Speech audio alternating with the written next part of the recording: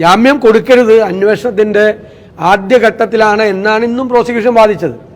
അതേസമയം ബജരംഗ് ദളിന് വേണ്ടി വന്ന അഭിഭാഷകരെല്ലാം ഒരു കാരണവശാലും ഒരു തരത്തിലും ഇവർക്ക് ജാമ്യം കൊടുക്കരുത്, വലിയ ക്രിമിനലുകളെ പോലെ, വലിയ കൊലക്കുറ്റം ചെയ്ത ക്രിമിനലുകളെ പോലെയാണ് ഈ കന്യാസിമാരെക്കുറിച്ച് ഇവർ പറഞ്ഞ് പരത്തിയിരുന്നത്.